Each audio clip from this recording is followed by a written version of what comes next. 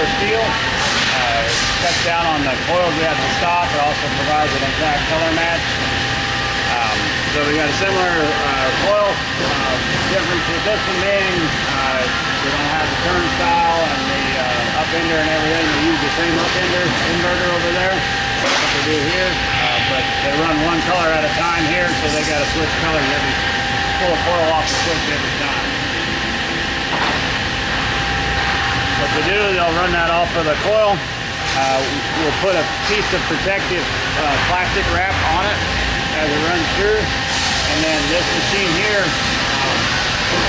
is a slitter. They'll program in up to 6 different lengths, and then they'll take it and they'll run it through that machine and they'll slit it into those different lengths for the different trim configurations. You can kind of see it's got that film on it. The plastic film protects it during manufacturing, and it also protects it during shipping. And then when you go to install it, you pull the film off and install it. You can actually leave the film on while they have to make any miter cuts or anything like that in the field, and you won't scratch it either. Cut down, when we started doing that, it cut down on a lot of our callbacks for damaged trim during shipping. The cables they got here, they'll run these out. They got them where they can join them together or they can keep them separated. You join them together for up to 20-foot long pieces. Otherwise, you can take them apart and run with 10-foot long. They'll run it out on one of these tables, and then they'll rotate it around over to the brake or to the hammer, depending on which operation they need.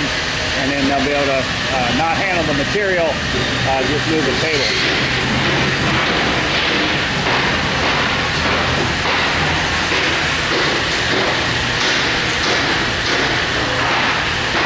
This machine here is a hammer, and all it does is it takes the slit pieces of material and basically folds it and puts a hem on it.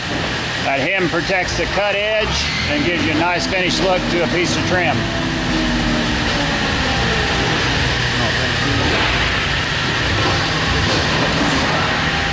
None of these have them on there, but you can kind of feel how rough that is if you would not put a hem on there. Don't feel too close, you'll cut your finger. And put the hem from one side. You can hem both sides, you can hem one side.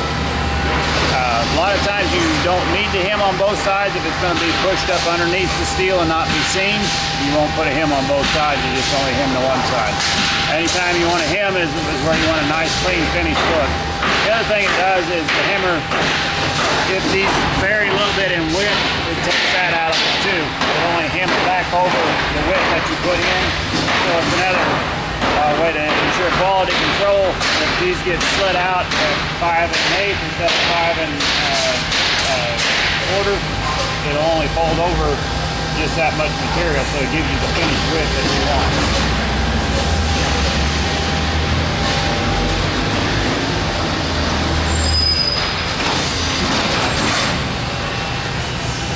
They run through the slitter, then through the hammer, and then they bring over to what we call the brake or the folder. And you can see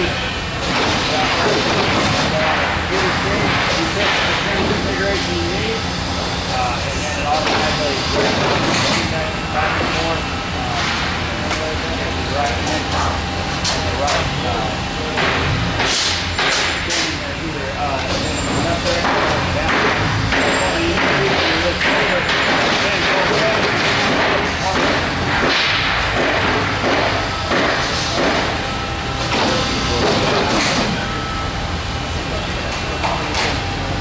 No, there's little fingers inside there. Well, you put it in there and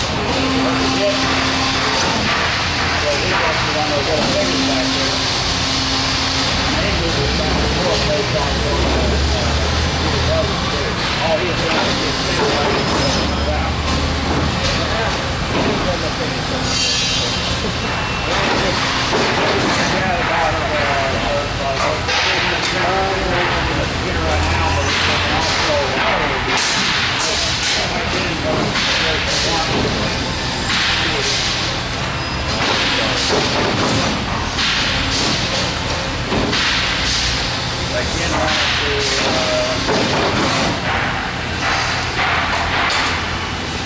I can stand all day watching this.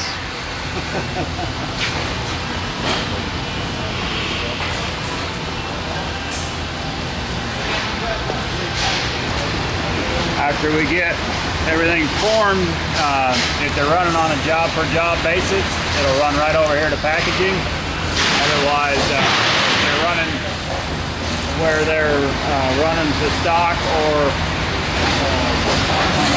splitter. If you only need 25 inches of a 30-inch hole, they've got certain high-use parts that they run on the rest of them. And they'll take those high-use parts and put them in stock, and they'll use out of the stock the next time.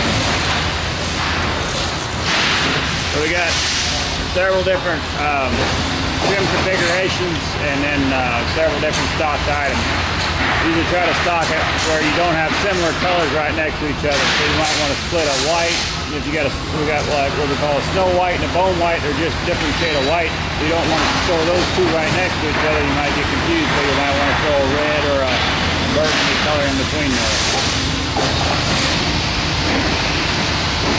We run all the trims and all the steel for all three manufacturing plants. So during the peak season, they'll run about anywhere from 6 to 10 semi-loads of steel up to Minnesota and probably 2 to 3 loads out to the Third office of just steel and trim.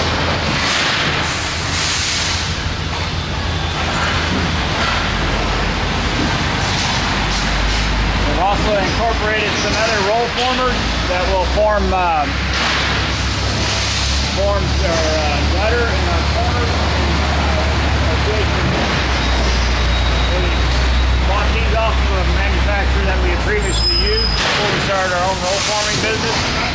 And what this allows us to do is one person can just shoot parts out. It'll run, especially the corner trims, where it's about 6 to 8 inches in that holder. We can run them through and run them in about half to a third of the time.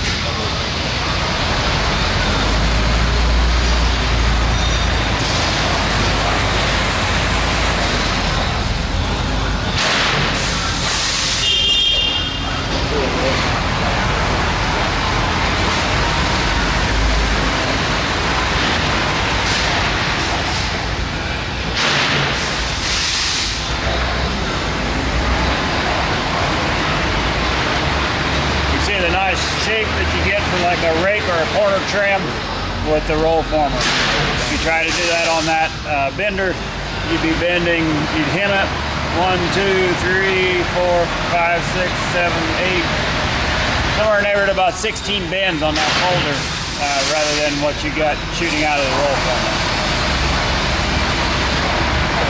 But the flip side of that is the cost of each individual machine, and that's all you can do on it. So you run it on high-use parts, something with a lot of bends that you're going to be using on a daily basis. Okay.